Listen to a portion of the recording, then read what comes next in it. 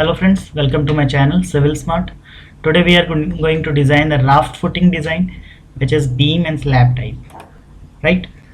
When the column spacing is large and unequal column loads, then the inverted slab with the beam and the slab type construction is suitable. Right? This is the main concept. So we have this raft footing we have to design for the column loads. When the column loads are very heavy and the soil bearing capacity is very low, then we will go for the raft footing. Clear? So this is the raft foundation we are going to design. We have to choose a beam slab type raft foundation, where the secondary beams we have to insert the secondary beams, and the longitudinal beams we have to design along with the raft slab. So first we will design the raft slab, then the secondary beam will be designed, intermediate secondary beam. These green are the intermediate secondary beam. Then the end secondary beam will be designed. Next is the longitudinal beam for 1-1. According to the load, the shear force and bending moment diagram will be calculated, and the longitudinal beam will be designed. Next is for the beam 2-2 in the longitudinal direction will be designed according to the load on this beam. Let's start. First we will design the raft slab. According to our question, we have to design for FCK M20 we are going to use. FY is 415. The most important thing, you have to put your data in these pink cells only, then the accurate design will be given by the sheet. The soil bearing capacity is very low. I have already told you the soil bearing capacity is low and the loads are very heavy. Then we will choose for the raft footing. The column size is 350 by 350. You can choose according to your design. The X direction, center to center distance between the column in X direction is 6 meter according to our question, and in the Y direction is 5 meter. So if you are assuming we have to assume the projection on all the four sides. If you are assuming 0.6 is the projection of all the sides. Now we have to put our loads from the building structure. So if you are assuming at the outer columns as the load is 700 kilonewton in the outer columns, 700 in each outer column, and in the intermediate column is 1200,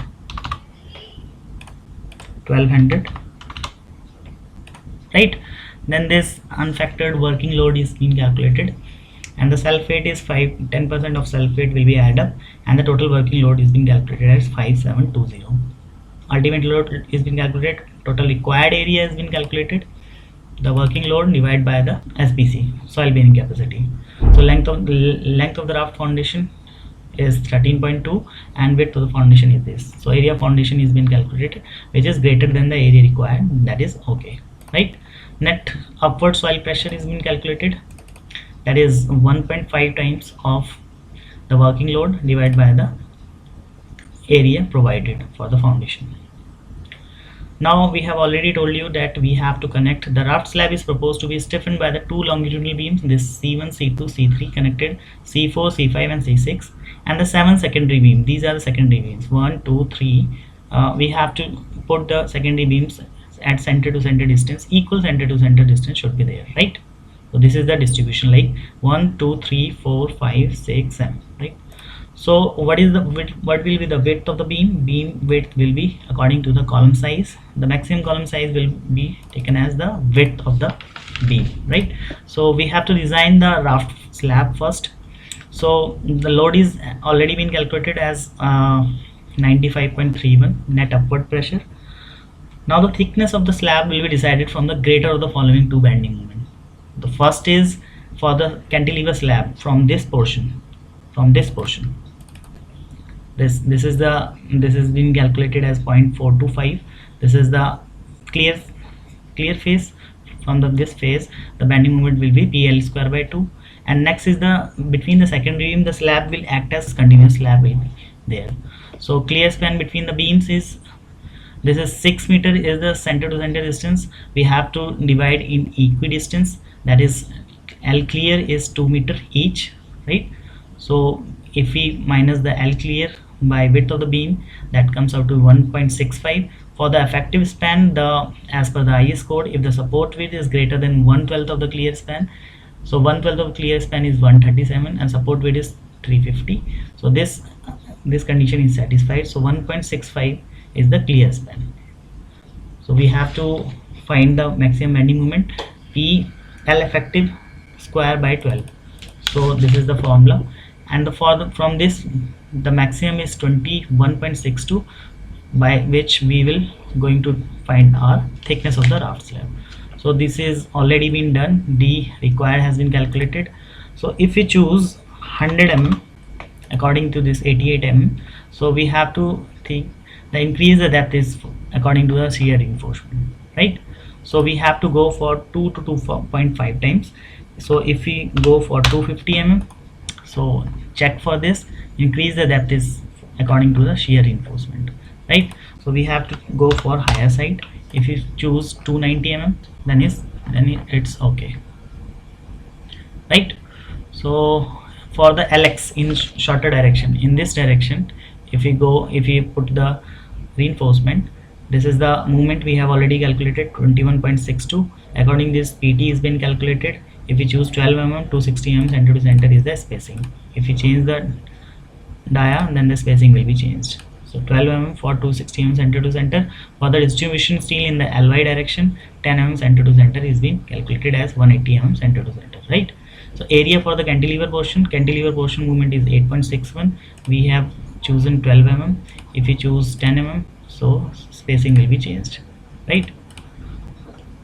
Next is the shear reinforcement. Check for the shear reinforcement is there. So VU is being calculated to 78.63. Tau V is being calculated. PT provided is this much. PT provided is 0.15. For the from this table 19.15 is there. It comes between this much and this much, and the value we have to put 0.28 and 0.36. This one 0.28 and 0.36. According to this, 0.28 is the tau C, and value for above 300 we have chosen our D is 350. So above 300 this is 1, and hence tau C dash is 0.28. This is greater than tau V, so hence it is okay. We have designed the raft slab. Now we have to design the intermediate secondary beam. So what is the difference? Intermediate secondary beam will act as T beam, right? So effective span is 5 meter. This much is center to center 5 meter. Clear span is minus beam width from the both other side calculated. Load per meter run T, the net upward pressure into the L, center to center distance, right? On this beam, secondary beam, half the load of this slab will come over here, half the load slab will come over here. So now center to center distance is 2 meter. So this is been calculated W. So bending moment L, W into L effective square by 10, because it is partially fixed, and the maximum shear force is been calculated 443.18. So it will act as T beam, and the maximum bending moment as a hogging bending moment will be act in the mid portion. According to the T beam criteria, as per the IS code, we have to choose the effective width BF by this formula, or center to center spacing of the beams, whichever is the least according to the IS code. So BF is 2000 is the least. So hogging bending moment we have already calculated. According to this 7, we have to go for the higher side, 710. Clear cover is 50 mm, and the dia of the bar is 20 mm. So 770 is the overall depth of this secondary beam. For the longitudinal beam, this much is the AST required. If we go for 16 mm, for higher side 25 mm, 6 number of buyers are required. Check for tension is okay. You can see how this check comes from this formula. M1 by B plus L0 should be greater than LD. So all the formulas are being put there, and this is okay. Shear reinforcement in beam by this VU calculated. Shear bars are required. If we go for and 2 leg stirrup, then 2 leg stirrup 10 mm 140 mm center to center is the income, right? So longitudinal reinforcement in beam at the bottom, this much is the minimum reinforcement, and if we choose 12 mm or 16 mm, 3 number 16 mm dia is the minimum reinforcement. So a longitudinal section of intermediate secondary beam is also designed, right? So next is the same as end secondary beam, but the difference, only the difference is that it will act as L beam. The formula for the effective width is changed. So already load per unit per meter run has been calculated, moment is calculated, shear force has been calculated, D will be same as the secondary beam, right? So finally the width is calculated. We have to choose only the dia.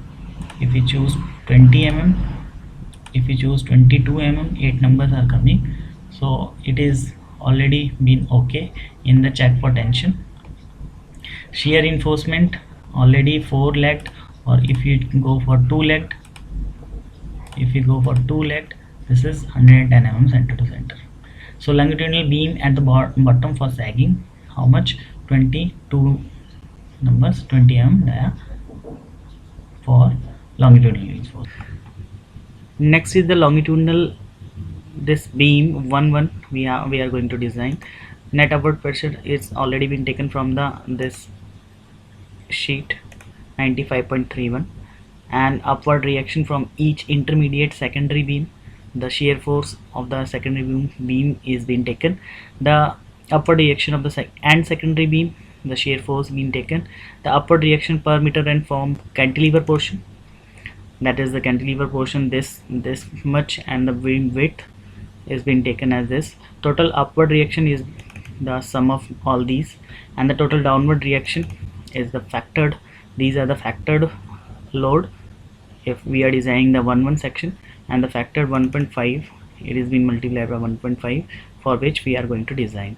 So factored load, summation of all the factored load is 3900, and the total upward reaction transferred by the slab is 3900 minus the 5 are the secondary beams which is creating this much of shear force, and 2 numbers are creating that much of shear force. So net balance is 975.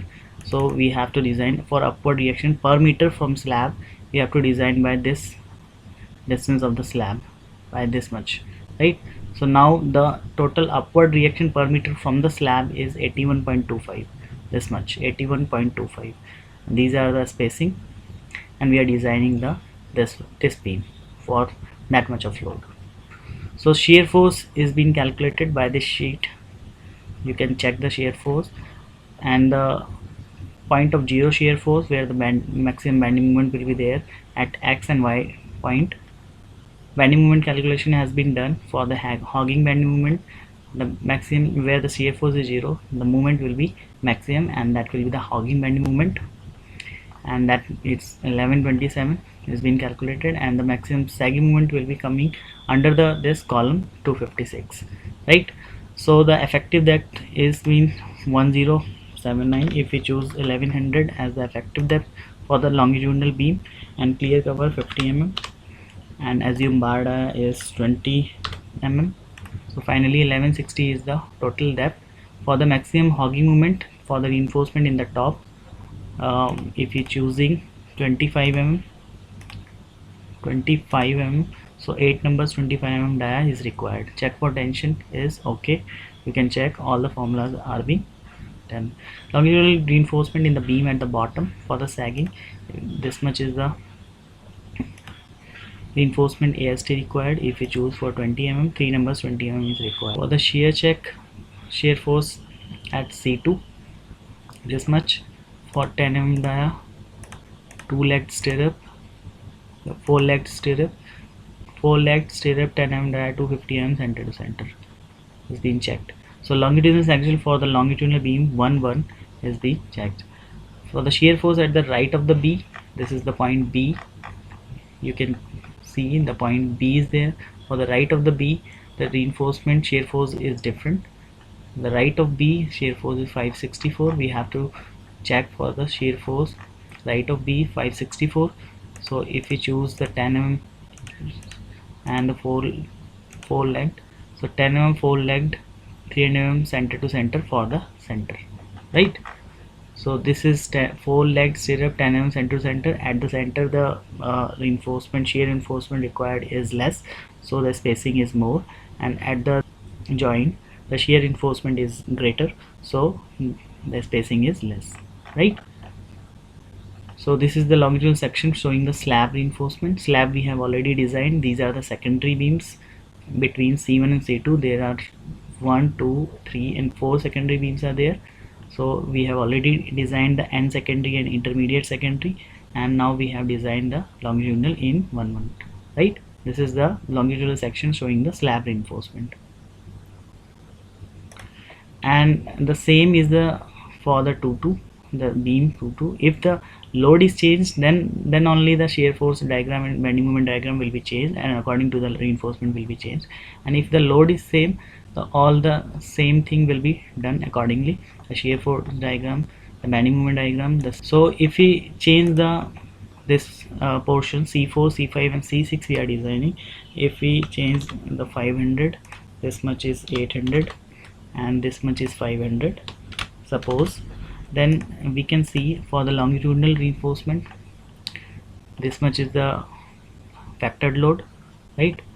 So shear force has been changed, shear force diagram is totally changed, the point of zero force is changed, the maximum hogging moment is being changed, right?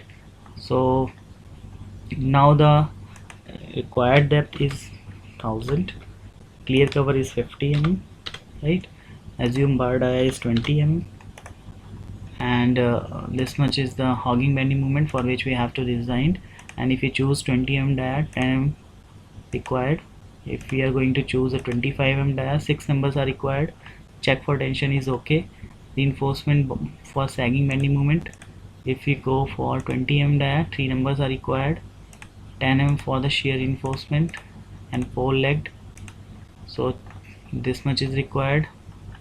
And for the right of B at the center for 10 mm, if we choose a 4 legged, that is required, right? So this is the longitudinal section for the slab reinforcement. So friends, this is very important in the Excel sheet for the raft design, and you have to change your data accordingly. This sheet will give you different results, right? So if you choose different data, right, so accordingly this all will be changed. So this is very easy to use, and if you want this sheet, then contact me on my WhatsApp number and my mail, and please subscribe this channel for more design videos. Thanks for watching.